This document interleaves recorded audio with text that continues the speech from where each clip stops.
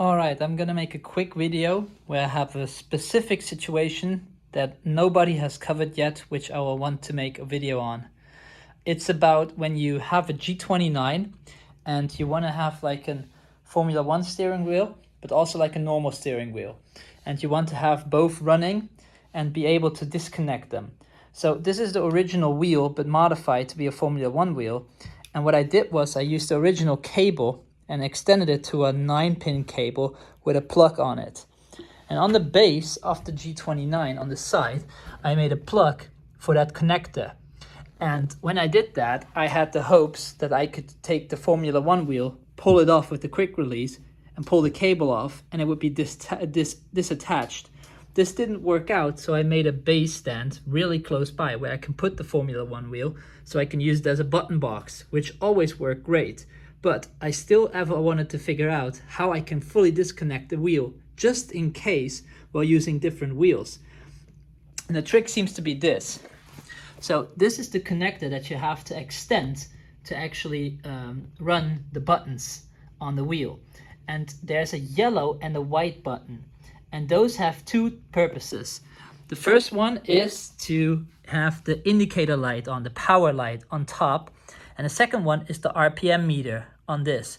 If you short that out, those stop working, but you gain the functionality of being able to unplug the switch without all buttons messing up. So look, if I take my pincers out of that connection and then take it off, you can see that the brace actually cancels itself because there's all sorts of button mashes going on. And if I go to settings, you can see it's pressing all sorts of random buttons now.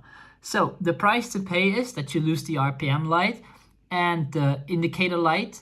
And the win is that you can actually fully disconnect the original wheel. What I have done to fix that is I actually on the inside, I mounted an RPM bar and the gear indicator on top of the G29.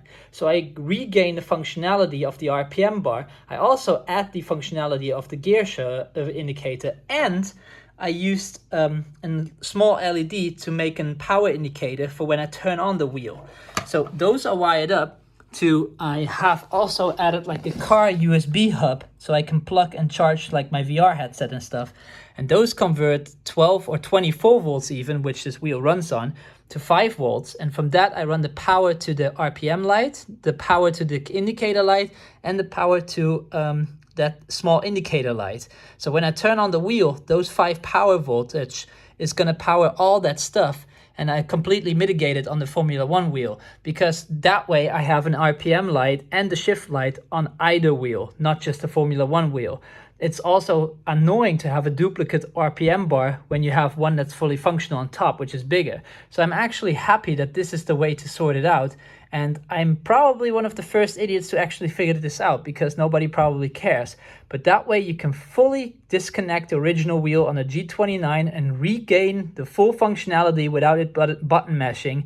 And you also have the ability to add like bigger RPM bars and gear indicators and add back the indicator light for power without actually losing anything at all. So this is really good for me, because it's like an OCD trigger.